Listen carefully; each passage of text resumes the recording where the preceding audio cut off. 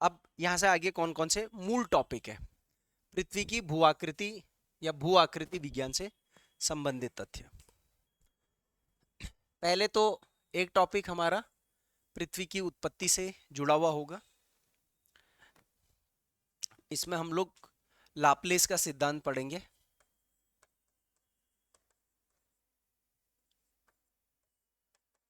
और ये सिद्धांत हम लोग एक्चुअल में कर चुके हैं, सिर्फ एक लिंक करना है। क्या करना है? केवल एक लिंक स्थापित करना है। क्या हो गया?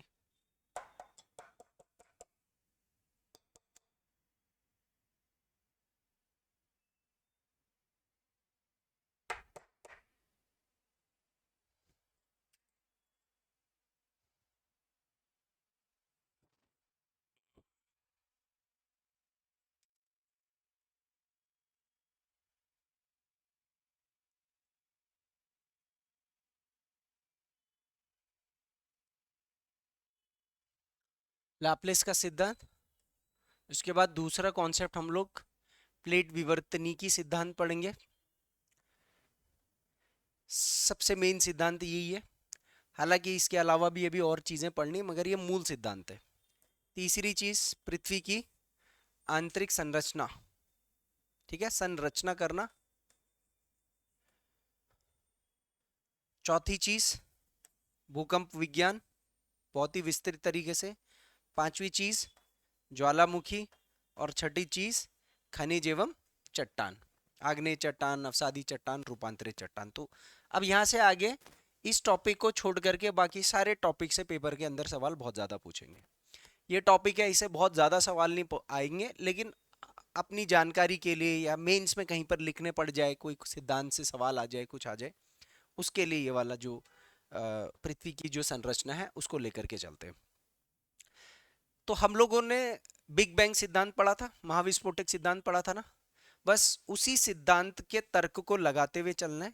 और उसके बाद हमने सौरमंडल की संरचना का सिद्धांत पढ़ा था। तो यहां पर हमने वही देखना है। आपको अगर एक डायग्राम थोड़ा बहुत याद हो कि जो महाविस्फोट सिद्धांत था उसके तहत जब हमने सूर्य या सौरमंडल की संरचना बोली थी, तो हमने बोला था कि सौरमंडल में सबसे पहले गैसीय बादल था। सौरमंडल जहां पर बना हुआ है, यहां पर एक गैसीय बादल था। इस गैसीय बादल के अंदर संकुचन होना शुरू होता है। चार बल काम कर रहे थे, गुरुत्व बल हो गया, विद्युत चुंबकीय बल हो गया, परमाणु बल हो गया, और कमजोर बल हो गया। ये सब बल आपस में काम कर रहे थे और एक जगह पर नाभिकीय संलयन की प्रक्रिया शुरू हो जाती है। ठीक है, नाभिकीय संलयन की प्रक्रिया शुरू होती है। सेकंड, तो जो नाभिकीय संलयन है उसमें आप क्या पढ़ते हो? हाइड्रोजन और हाइड्रोजन के एटम मिलकर के क्या बनाते हैं? हीलियम बनाते हैं और खूब सारी ऊर्जा का उत्पादन करते हैं। और इसी से किस चीज का निर्माण शुरू हो गया? सूर्य, जो कि एक तारे के रूप में बनना स्टार्ट होता है। अलग अलग जगह पर, यहां पर बीच में तो सूर्य का निर्माण होना शुरू हुआ, लेकिन अलग अलग जगह पर अन्य गैसीय पदार्थ आपस में संकुचित होते रहे, ठोस बनते रहे। अपनी अपनी जगह पर अलग अलग पदार्थ संकुचित होते रहे और सूर्य के चारों तरफ घूमते भी रहे, परिक्रमण भी करते रहे, अपनी जगह पर परिभ्रमण भी करते रहे। और इस प्रकार से ग्रहों का निर्माण हो जाता है। ठीक है, उसके बाद किसका निर्माण होता है? ग्रहों का निर्माण हो जाता है। और ग्रहों के साथ साथ फिर अन्य जो भी पिंड हैं उनका भी निर्माण शुरू हो जाता है। तो अन्य पिंडों का निर्माण भी शुरू हो जाता है। और इसी तर्क में पृथ्वी की संरचना भी हो जाती है। तो जब ग्रहों का निर्माण हो रहा होगा तो पृथ्वी का भी तो निर्माण हो रहा होगा, अन्य पिंडों का निर्माण हो रहा होगा, तो पृथ्वी के आसपास जैसे चंद्रमा है उनका भी निर्माण हो रहा होगा, क्षुद्र ग्रह पेटी है उनका भी निर्माण होगा। और आज की डेट में एक स्पष्ट सौर मंडल की संरचना होती है, जिस सौर मंडल में पृथ्वी की संरचना होती है, और हम उसी तर्क को पृथ्वी की उत्पत्ति कहते हैं। तो देखा जाए तो ये कॉन्सेप्ट तो हम लोग लगभग लगभग पढ़ चुके हैं बिग बैंग सिद्धांत के अंतर्गत। यहां पर केवल एक जुड़ाव की स्थिति यहां पर हमको समझनी होती है। अब इसको थोड़ा सा थ्योरी में डालना जरूरी है। ठीक है। सबसे पहले तो ये जो पृथ्वी की उत्पत्ति है कि सौर मंडल में हर एक ग्रह अपनी जगह पर ग्रहों के तत्व आपस में संकुचित होकर के खनिज बने, पदार्थ बने, ठोस आकृति बनी। ये सब चीज किसने प्रतिपादित किया सबसे पहले?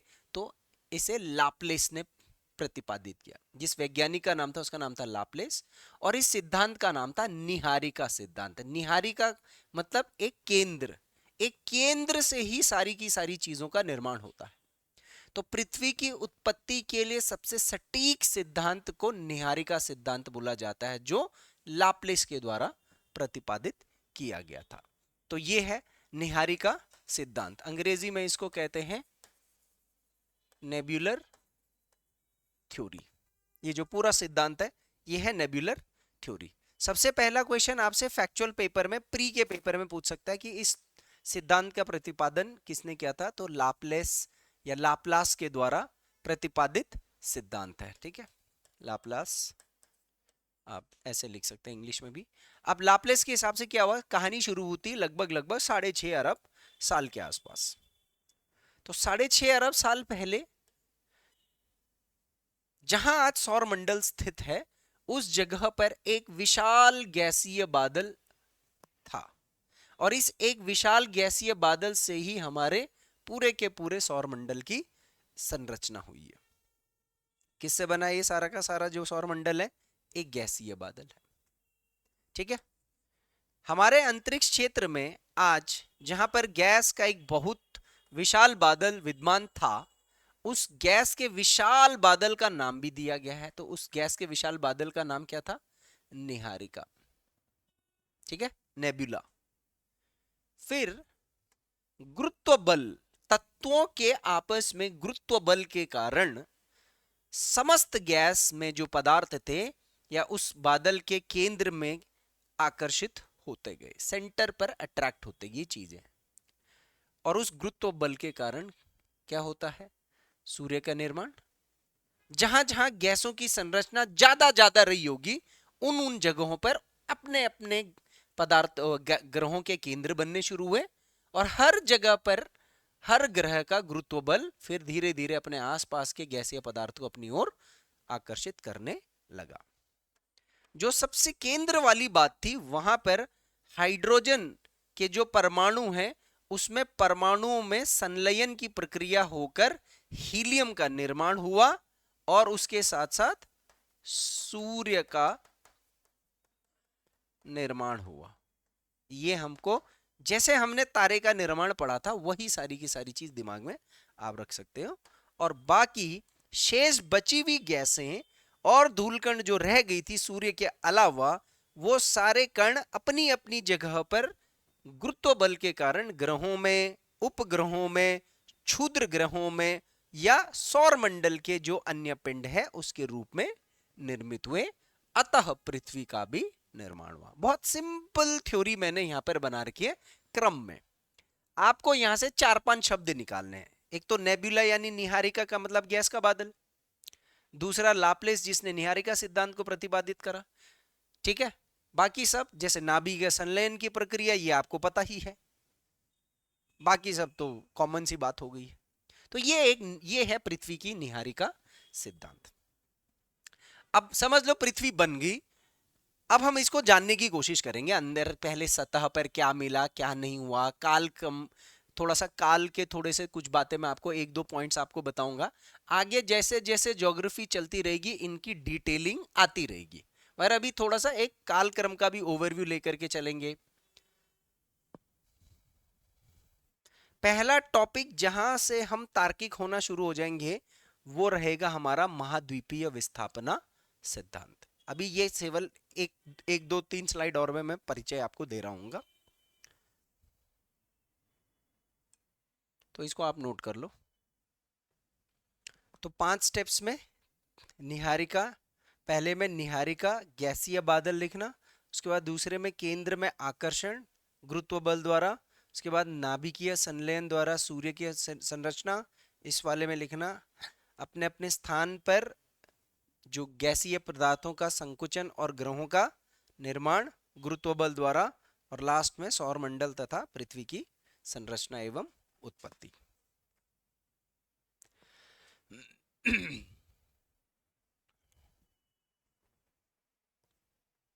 ठीक है,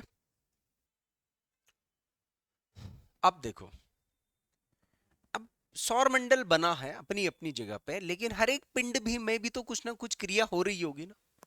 अब हर एक पिंड में कैसी क्रिया होगी, इसको थोड़ा सा पहले मैं एक डायग्राम से बताता हूं। ठीक है, जैसे समझ लो मैंने बोला जहां पर पृथ्वी बनी होगी, जिस जगह पर पृथ्वी का निर्माण शुरू हुआ होगा, तो पृथ्वी के निर्माण में भी कई सारे तत्वों का गैसीय बादल ये होगा। ऐसे करके hydrogen, helium, nitrogen, oxygen, beryllium, silicon, विलिकॉन, ये सब जो है hydrogen, nitrogen, helium, oxygen, silicon, aluminium, iron, nickel, ये सारे तत्व रहे होंगे। धीरे धीरे करके ये तत्व क्या होने लगे, जितने भी भारी तत्व थे ये अंदर की ओर जाने लगे। ठीक है, सबसे पहले अंदर की ओर क्या जाने लगा, निकल, निकल, निकल, निकल, ferrous, ferrous, ferrous, ferrous, ferrous. ये क्या होते हैं, ये भारी तत्व होते हैं। लौह, लौह भारी तत्व होता है। तो भारी तत्व होने के कारण सबसे पहले यहां का बीच का हिस्सा बन गया, जिसको कहते हैं पृथ्वी का केंद्र, यानी कि कोर। कोर की संरचना हुई। तो जैसी कोर की संरचना हुई सबसे पहले, तो कोर की संरचना होते ही इसने फिर से क्या करा, अपनी तरफ गुरुत्व बल बढ़ा दिया। ग्रेविटेशनल फोर्स से इसने अब जो बचे हुए हल्के पदार्थ हैं उसको खींचना शुरू कर दिया, और ठीक इसके बाहर एक और आवरण होना शुरू हो गया, इसको बोला गया है मेंटल। आप समझ रहे हो कोर की खासियत क्या है? कोर की खासियत ये थी कि यहां पर सारे के सारे भारी पदार्थ इकट्ठे हो गए। मेंटल की खासियत क्या थी? मेंटल की खासियत ये थी कि जो औसत भार, औसत भार वाले पदार्थ यहां पर संकुचित होने लगे। अब क्या बच गया आपके पास? अब बच गया हल्के वाले पदार्थ। तो जो हल्के वाले पदार्थ हैं वो यहां पर संकुचित होने लग गए, इस वाले हिस्से में संकुचित होने लग गए, औसत वाले हिस्से। और ये जो हिस्सा बना, ये हमारा तीसरा हिस्सा बना, इसको बोला गया क्रस्ट। क्या हिस्सा बोला गया इसको? क्रस्ट या भूपर्पटी। यहां पर कौन से वाले पदार्थ थे? जितने भी हल्के पदार्थ है उनका ठोसीकरण यहां पर हो गया। तो आपकी पृथ्वी की 3 परतें निकल के आ गई है। पहली परत कोर जो सबसे अंदर वाली है, दूसरी मेंटल और तीसरी क्रस्ट है। और जो और हल्के पदार्थ हैं, और ये इधर, ये अभी किस अवस्था में है? ये होगी अभी भी चौथी अवस्था होगी, गैसीय अवस्था। ये अभी भी गैसीय अवस्था में पृथ्वी के साथ चिपके नहीं है, इसीलिए ये हो गया है पृथ्वी का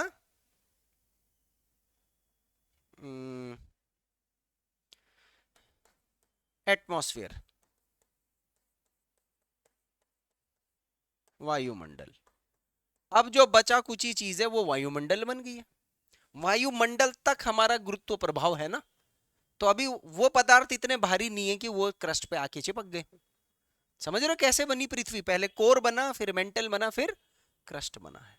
इस तरीके से भारी पदार्थों के संकुचन से कोर, औसत पदार्थों से मेंटल, और हल्के पदार्थों से क्रस्ट। ये तो पृथ्वी, और पृथ्वी के बाहर का वायुमंडल जो बिल्कुल हल्के अभी भी गैसीय अवस्था में है, वो आपका वायुमंडल बन गया। ये संरचना समझ में आ रही है आपको? क्रमिक संरचना है पृथ्वी की, पदार्थ के संकुचन के कारण, जिसके पीछे पूरा गुरुत्व बल का खेल है। जितना ज्यादा पदार्थ का संकुचन होगा, उस पिंड का गुरुत्व बल उतना ज्यादा बढ़ जाता है। जितने जगह, जिस जगह पे जितने भारी पदार्थ होंगे, उस जगह पर उतना ज्यादा गुरुत्व बल होगा। जैसे केंद्र में गुरुत्व बल ज्यादा है ना, और बाहर आते आते गुरुत्व बल क्या हो जाता है? कम हो जाता है। आया तर्क समझ में? ये डायग्राम बनाना है आपने। पहले मैं इसमें आपको ये एक्सप्लेन करता हूं। देखो ये जो मैंने बना रखा है, ये आप देख लीजिए। सबसे पहले यहाँ पर क्या बन रहा है इस डायग्राम के हिसाब से, और ये आगे आपने पृथ्वी की संरचना में डिटेल में पढ़ना है अभी अंदर तक, अभी मैं बताऊंगा कोर में क्या है, मेंटल में क्या है, क्रस्ट में। सबसे पहले आंतरिक कोर बनता है, उसके बाद क्या बनता है, बाह्य कोर बनता है। ये दोनों जगह है जहां निकल और आयरन ये ज्यादा है। उसके बाद बनता है मेंटल, उसके बाद बनता है भूपर्पट्टी यानी कि क्रस्ट। ये है इसका जो ऑर्डर है, सेकंड थर्ड, ये दोनों एक ही चीज है। तो पृथ्वी के ठंडे होने की प्रक्रिया के साथ साथ परतों का निर्माण होना शुरू हुआ। पृथ्वी धीरे धीरे ठंडी होती लगी, पदार्थ ठोस होता रहा। अभी बाहर से तो ठंडा हो गया, लेकिन अंदर से तो अभी भी क्या है, ठोस भी है कहीं पर, तरल भी है कहीं पर। भारी तत्व जैसे लोहा और निकल Ni गुरुत्वाकर्षण के कारण केंद्र की ओर संकुचित होते गए, सकेंद्रित होते गए, और भीतरी कोर का निर्माण हुआ। सबसे पहले भीतरी कोर में कौन से तत्व सबसे ज्यादा है, आयरन और निकल। उसके बाद हल्के तत्व जैसे सिलिकॉन और एल्यूमिनियम जैसे तत्व हैं, यह सतह की ओर उठे और बाहरी बाहरी परत का निर्माण होने लगा। तो मैंने सबसे अंदर और सबसे बाहर का बता दिया, लेकिन डायग्राम में मैंने आपको पहले क्या बना, फिर क्या बना, फिर क्या बना, ये बताया है। इस प्रकार से पृथ्वी की संरचना किस प्रकार में हुई है, पृथ्वी एक साथ नहीं बनी है, ये लेयर्स में बनी है। कुछ कई लाखों साल तक कोर बना होगा, फिर कई लाखों साल तक फिर बाहर का कोर, ऐसे करते करते करते चीजों का निर्माण हुआ है। कहीं पर थोड़ा जल्दी बन गया होगा, कहीं पर थोड़ा समय लगा होगा। तो इस हिसाब से सबसे पहले केंद्रक यानी कोर बना, उसके बाद मेंटल बना जिसको मध्य मंडल भी कहते हैं, और इसके बाद परपट्टी बनी जिसको क्रस्ट या भूपरपट्टी भी हम बोल सकते हैं। एक ही शब्द को बोलने के कई नाम है, तो इसीलिए मैं साथ साथ में नाम वाले शब्द पे अंग्रेजी का कीवर्ड भी डाल दे रहा हूं कि कोई दिक्कत हो तो आप इसको भी कर सकते हो।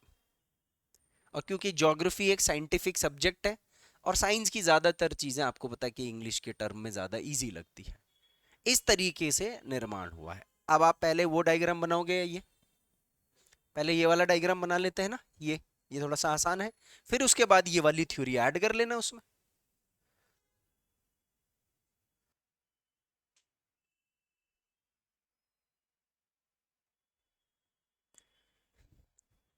ये है डायग्राम जिसको आप थोड़ा सा और विस्तृत रूप से लिख सकते हो, ठीक है।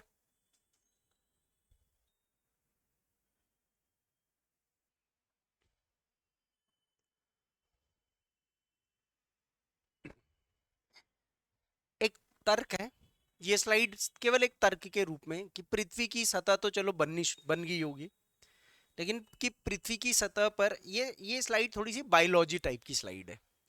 पृथ्वी की सतह पर अगर आपको जानना है कि जीव जंतु आदि का निर्माण कैसे करके शुरू हुआ, तो उसकी एक प्रक्रिया रही है। अगर मैं पूछूं कार्बन डाइऑक्साइड बना होगा या ऑक्सीजन बना होगा पृथ्वी पर, ऑक्सीजन तो पहले से रहा होगा तत्व के रूप में, लेकिन गैस के रूप में पृथ्वी पर ऑक्सीजन कब रहा होगा। तो यहां पर आपने एक तर्क याद रखना है। सबसे पहले आपका कौन सा वाला गैस बना था, CO2। पहले CO2 बहुत ज्यादा था, ठीक है।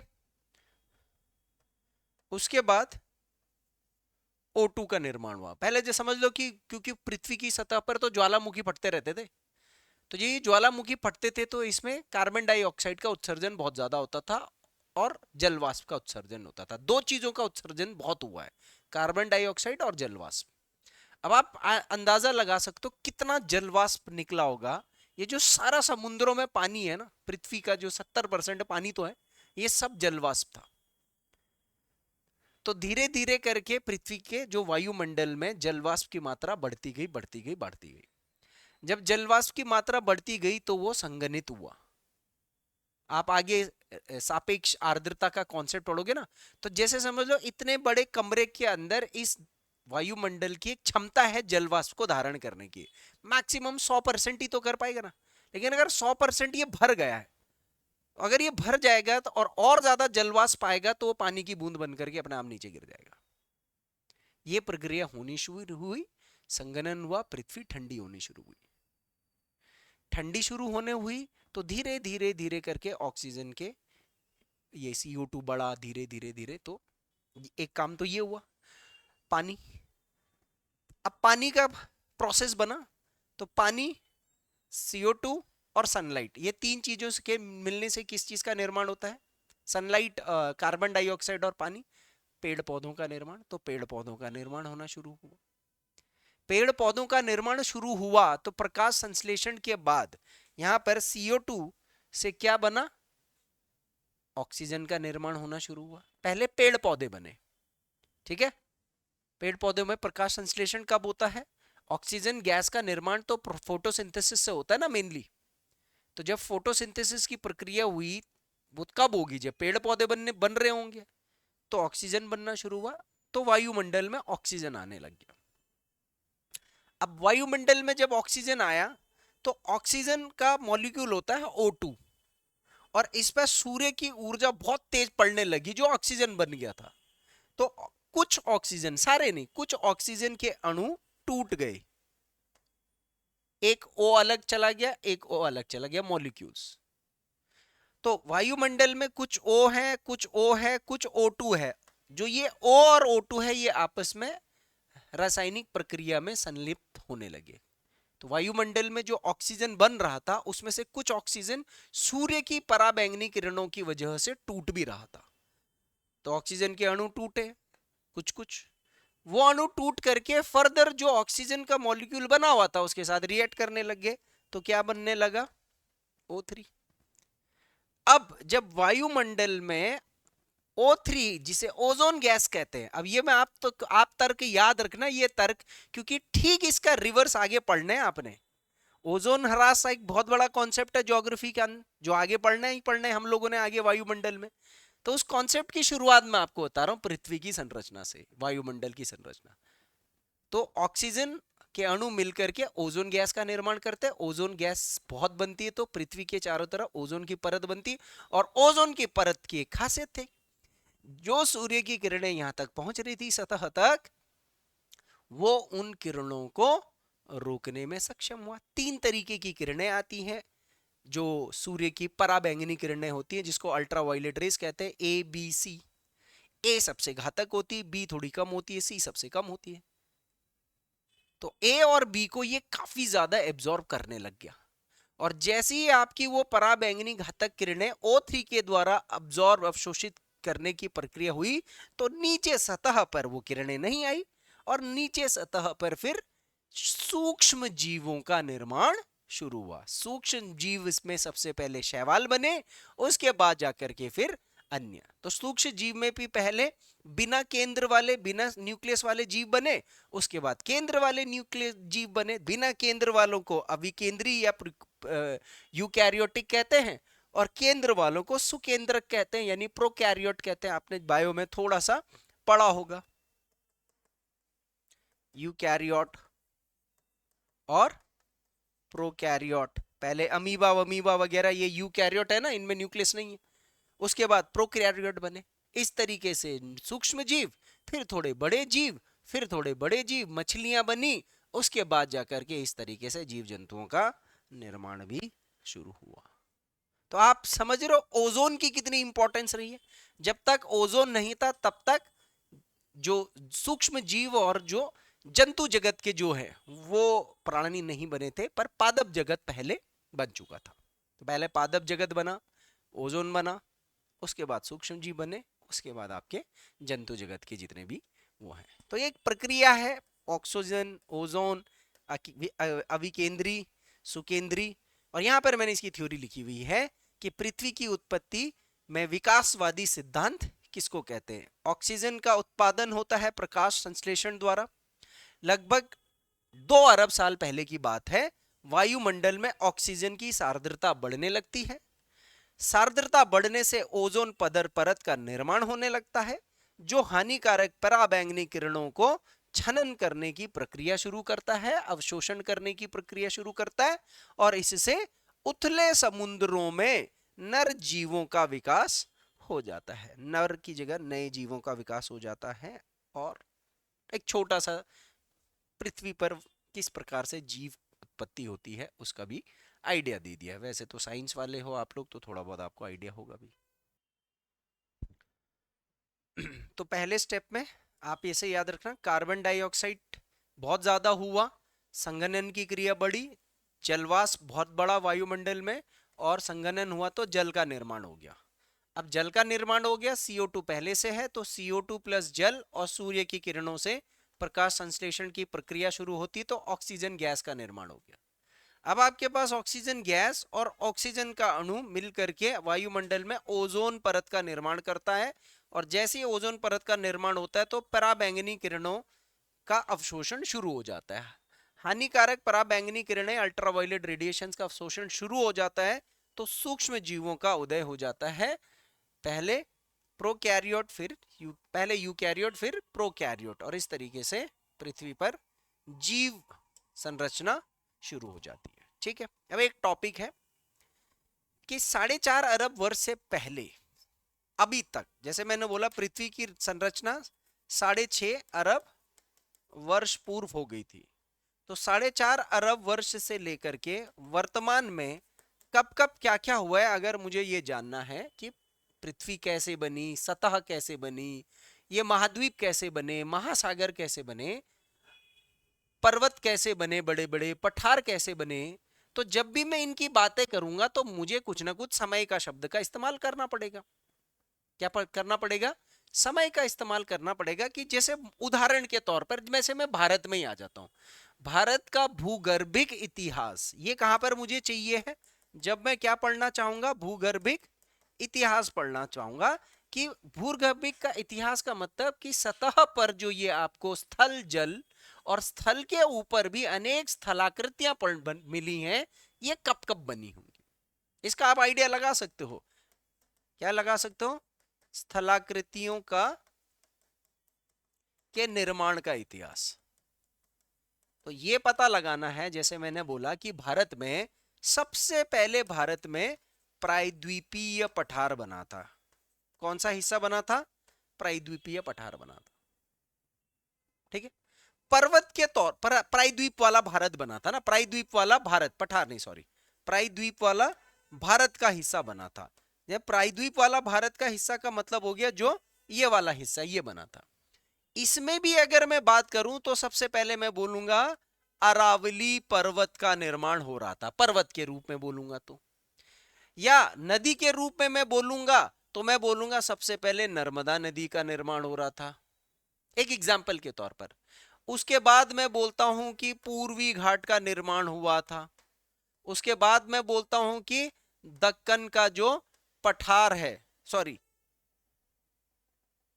जो छोटा नागपुर का पठार है, छोटा नागपुर, ये बन रहा था। उसके बाद मैं बोलता हूं कि जी दक्कन का पठार बन रहा था। उसके बाद बोलता हूं कि जी पश्चिमी घाट बन रहे थे। उसके बाद मैं बोलता हूं हिमालय बनना शुरू हुआ। ठीक है, और उसके बाद मैं बोलता हूं कि गंगा के मैदान बनने शुरू हुए। हिमालय में भी पहले महान हिमालय बना, फिर लघु हिमालय बना, फिर शिवालिक बना। ये उत्तराखंड के उसमें भी तो बड़ा है हम लोगों ने। पर कब बना है, किस समय बना है? आप समझ रहे हो, किस समय बना है ये? या तो मैं बोलूं आज से 1 लाख साल पहले, 10 लाख साल पहले, 50 लाख साल पहले, या तो उस समय का कुछ नाम निर्धारण कर रखा होगा, एक दौर के लिए कुछ शब्द का प्रयोग किया होगा, एक दौर के लिए, है ना। इस समय से इस समय एक जैसी कोई प्रक्रिया हो रही होगी, कुछ हजार, कुछ लाख, कुछ करोड़ साल में, तो उसका एक नाम रख दिया होगा। तो वैज्ञानिकों ने भूगर्भिक इतिहास को 4.5 अरब वर्ष, जब से पृथ्वी का संरचना शुरू हो रहा साल, तब से अब तक कालखंड को अलग अलग भागों में विभाजित किया है। जैसे मैं समय को अभी बांटूं आजकल के हिसाब से, तो वर्ष, वर्ष से छोटा महीना, महीना से छोटा दिन, दिन से छोटे घंटे, घंटे से छोटा मिनट, मिनट से छोटा, ऐसे है ना। ऐसे ही कालखंड के यहां पर 4 भाग बनाए गए। सबसे पहले कल्प, सबसे बड़ा, समय की सबसे बड़ी इकाई। जैसे मैं बोलूंगा घंटे, मिनट और सेकंड में सबसे बड़ा क्या है? घंटे। तो एक दिन में कितने घंटे होते हैं? 24 घंटे। तो ऐसी घंटा सबसे बड़ा ये। एक कल्प जो है वो 4 कल्प में, पूरे 4.5 अरब साल को 4 पार्ट्स में डिवाइड कर दो आप। फिर उसी के अंदर महाकल्प 10, उसी के अंदर कल्प। अब देखो इसके लिए भी हिंदी में कल्प शब्द का ही उपयोग किया गया है, जबकि इंग्लिश में इसके लिए क्या शब्द यूज किया गया है, पीरियड। और उसके बाद आता है युग। युग मतलब इपोक, 99 युग है। तो ये जियोलॉजिकल टाइम स्केल के हिसाब से, हमारे हिंदू धर्म के हिसाब से भी आप देखोगे तो हिंदू धर्म के हिसाब से भी कालखंड को 4 भागों में ही विभाजित किया है, जैसे ये कल्प को 4 भागों में। वो 4 युग है हिंदू धर्म में। कौन से युग है? पहला युग कौन सा है हिंदू धर्म का? सतयुग। उसके बाद द्वापर युग, उसके बाद त्रेता युग, उसके बाद कलयुग। भगवान राम कौन से युग के थे? कृष्ण। और त्रेता युग में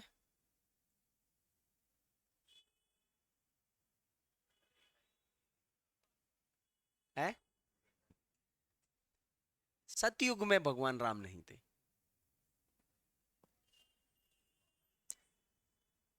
त्रेता युग में देखो, द्वापर 2, त्रेता 3। त्रेता में कृष्ण, द्वापर में राम, सतयुग में भगवान विष्णु, और कलयुग में अब आएंगे अवतार। ये कलयुग चल रहा ना, ऐसे ही कालखंड है। ठीक है, बस आपने शब्द देखना है कि यार कौन सा बड़ा होता है कौन सा छोटा होता है। ठीक है, पहला आता है कल्प। कुल मिलाकर के 4 कल्प है। अभी एक डायग्राम से मैं अभी और आपको बताऊंगा। ये आप नोट करते जाना। ठीक है, पहला होगा कल्प।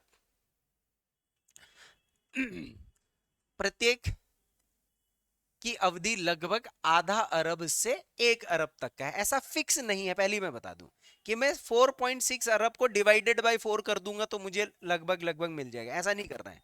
कोई कल्प 1.5 अरब का है, कोई कल्प 1 अरब का है, तो अलग अलग है। ठीक है ना? तो कुछ 1 आध अरब साल के आसपास के कितने कल्प है? 4। पेपर में आपको सिर्फ ये याद रखने हैं, कुल कितने कल्प हैं? 4। उसके बाद आता है महाकल्प। कुल कितने महाकल्प हैं? 10। अब यहां पर मैं आपको बताता हूं, ये सब नहीं आएगा पेपर में, बस आपकी नॉलेज के लिए। और कुछ शब्द इसके अंदर यूज होंगे जो आगे मैं जिनका प्रयोग करूंगा। तो इनकी अवधि भी कुछ करोड़ या सैकड़ों मिलियन वर्ष होती, कुछ करोड़ साल बाद। उसके बाद आता है फिर से पीरियड। ठीक है, इसको कहते हैं महाकल्प।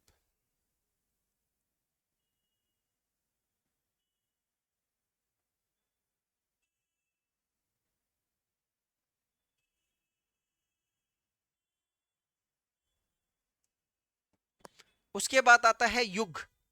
ठीक है, युग लगभग 34 युग है। प्रत्येक की अवधि लगभग, इसमें भी कई करोड़, कुछ करोड़ साल के आसपास होगी। तो और अच्छा, ये तो मैंने 4 मोटे मोटे बताए। इसके आगे भी आप और इसको भी डिवाइड कर सकते हो आगे, इपोक के आगे भी 99 कालखंड में। तो इतना वो नहीं करना है, बस एक ओवरव्यू ले लो। मेन जो है वो आपके ये है, आर्कियन हो जाएगा, हेडन हो जाएगा, प्रोटोरोजोरिक हो जाएगा, और फेनोजोरिक हो जाएगा। 4 कल्प आपको यहाँ पर याद रखना है, ये अभी आगे आ जाएगा। फिर उसके बाद महाकल्प में जैसे जुरासिक हो गया, क्रिटेशियस हो गया, ये सब हो गए। कार्बोनिफेरस युग हो गया, सेनोजोइक हो गया, मेसोजोइक हो गया, ये सब। ओलिगोसीन, प्लायोसीन, प्लीस्टोसीन, ऐसे कुछ शब्द आपको दिख रहे हैं ना, ये आगे आते रहेंगे धीरे धीरे धीरे, जैसे जैसे जहां पर मैं लाता रहूंगा इनको। और इसमें सबसे मेन है भारत से जुड़ करके। बस जब मैं भारत का, ये मैं इसकी डिटेलिंग पता कहां पर देता हूं, जब मैं इंडियन ज्योग्राफी पढ़ाऊंगा वहां पर इसकी डिटेलिंग दूंगा, क्योंकि अभी बता करके ज्यादा कोई फायदा होने नहीं वाला है, क्योंकि याद तो वहीं करना है ना। बस आपके दिमाग में एक चीज डाल रहा हूँ कि ये कल्प वाली चीज भी है। आप किताब में पढ़ोगे, ये दे रखा होगा, आप बोलोगे सर ये वाले शब्द तो आपने बताए नहीं। और जहां जिसका ज्योग्राफी जैसे जैसे यूज होता है, वैसे वैसे मेरा फोकस होता है कि मैं वो टॉपिक को वैसे लिंक करके लाऊं। अभी जैसे मैंने ज्वार भाटा वाला क्यों छोड़ दिया, अभी पढ़ाऊंगा, फिर ये आगे पढ़ाना है मैंने प्रैक्टिकल ज्वार भाटे का जहां उपयोग होता है। तो ठीक है, अब यहां पर देखो, सबसे ऊपर कल्प, महाकल्प, पीरियड, इपोक। ठीक है, ये है, जैसे ये सबसे पुराना है। 4 कल्प हैं देखो यहाँ पर, इंग्लिश में आएंगे ये सारे के सारे। बस वही क्या है, जैसे यहाँ पर हेडन लिखा हुआ है सबसे पुराना, तो आप ये लिख सकते हो, हेडन कल्प सबसे पुराना, सबसे पहला कल्प कौन सा है? हेडन। उसके बाद दूसरा कल्प कौन सा है? आर्कियन। ये शब्द आपको पता होना चाहिए, क्योंकि जब मैं प्रायद्वीपीय भारत की चट्टानें किस क्रम की हैं, किस समय की हैं, तो आर्कियन चट्टानें बोलेगा। वो क्या बोलेगा? आर्कियन चट्टानें। तो आर्कियन शब्द पता होना चाहिए कि ये आर्कियन शब्द समय से जुड़ा हुआ एक शब्द है। ठीक है। उसके बाद तीसरा, तीसरा हो गया प्रोटेरो, प्रोटेरोजोइक, प्रोटेरोजोइक कल्प। और जो वर्तमान लेटेस्ट जो आपका चल रहा है वो हो गया फेनेरोजोइक कल्प। ठीक है। सबसे निवर्तमान कल्प कौन सा है? बस यहां से मैं फिर बोल रहा हूं, क्वेश्चन बस इन चार से आएगा। सबसे निवर्तमान कल्प कौन सा है? फेनोरोजोइक। और सबसे पुराना कल्प कौन सा है? हेडन। ठीक है। हेडन का कुछ खास नहीं मिलेगा हमें सतह के ऊपर, जो मिलेगा चट्टान वट्टान वगैरह वो आर्कियन से मिलेगा हमें, हेडन का कुछ नहीं मिलेगा। हेडन के टाइम पर तो वो ज्वालामुखी फट रहे थे, बस बुलबुले हो रहे थे, पृथ्वी बिल्कुल गर्म थी, एकदम लावा लावा बिखरा हुआ था सब जगह पर। ठीक है। उसके बाद आप यहाँ पर देखो एरा भी है, यहाँ पर एरा है ना, जैसे पैलियोजोइक, मेसोजोइक, सेनोजोइक। तो ये सिर्फ फेनोरोजोइक वाले के एरा देर के, इसके भी होंगे, इसके भी होंगे, उसके भी होंगे। ठीक है, क्योंकि 10 है ना, 3 इसके होंगे, 2 इसके होंगे, 2 इसके होंगे, 2 इसके होंगे, ऐसे करके। उसके बाद आता है हमारा पीरियड। तो जो पीरियड है जैसे कैम्ब्रियन, ये भी इंग्लिश में, इसमें कैम्ब्रियन हमें चाहिए, आगे हमने करना है, कैम्ब्रियन क्रम की चट्टानें करनी है। कार्बोनीफेरस, ये शब्द दिख रहा है आपको, ये वो समय है जहां से पृथ्वी पर कोयला बनना शुरू हुआ था। तो सबसे पुराना कोयला जो है, जो सबसे अच्छी गुणवत्ता का कोयला होता है, उसको कार्बोनीफेरस कोयला कहते हैं। अब मैं आपको ये स्टेटमेंट रटाऊंगा तो नहीं ना कि यार कार्बोनीफेरस का कोयला सबसे अच्छा कोयला, भाई होता क्या है कार्बोनीफेरस? आज से कितने मिलियन साल पहले बनना शुरू हुआ था कार्बोनीफेरस। फिर कोयला एक गोंडवाना वाला भी होता है। ठीक है, एक कोयला गोंडवाना वाला भी होता है, गोंडवाना इसमें दे नहीं रखा है, वो आपका गोंडवाना जो है वो यहां पर कहीं पर आएगा। तो जिरासिक, ये जिरासिक काल में डायनासोर वगैरह थे। कौन थे? डायनासोर थे। फिर यहां देख रहे हो आप, ये जो Palaeocene, Eocene, Oligocene, Miocene, Pliocene, इस 4 कालखंड में हिमालय बन रहे थे। तो महान हिमालय इसमें से किस में बना? लघु हिमालय, वो सब मैंने उत्तराखंड के उसमें भी पढ़ा रखा है। आपके पास उत्तराखंड का है नोट्स, स्लाइड है? जरा खोलो, देख बता रखा है ना मैंने ये सारे, वहां पर ये बता रखा है मैंने, है ना? हाँ, अभी रहने देना ये। तो ये समझ लो कि ये शब्द आपको कुछ उत्तराखंड में काम आएगा और कुछ आपको इंडियन ज्योग्राफी में काम आएगा। इनका प्रयोग मैं आगे करूंगा, तो आपकी इच्छा है ये, नहीं तो ये नहीं भी लिखोगे कोई दिक्कत नहीं है, पर मेन आपको अभी यहां पर ये करना है। बाकी इसका ऑर्डर इंडियन ज्योग्राफी में पूरा है, क्योंकि उत्तराखंड में मैंने ज्यादा नहीं लिंक किया है, सिर्फ जितना हिमालय के लिए जरूरत था वही लिंक कराया। पर जब हम लोग उत्तराखंड का भारत का भूगोल पढ़ेंगे ना, वहां पर तो एक एक चप्पा चप्पा कब कब बना है। चट्टान क्रम जो पृथ्वी की, कौन पहले आ जाएगा? आर्कियन चट्टान क्रम, फिर धारवाड़ चट्टान क्रम, फिर कुड़प्पा चट्टान क्रम, फिर गोंडवाना चट्टान क्रम, फिर गोंडवाना में भी कई सारे चट्टान क्रम। तो वो ये टॉपिक याद करना थोड़ा सा मुश्किल हो जाता है।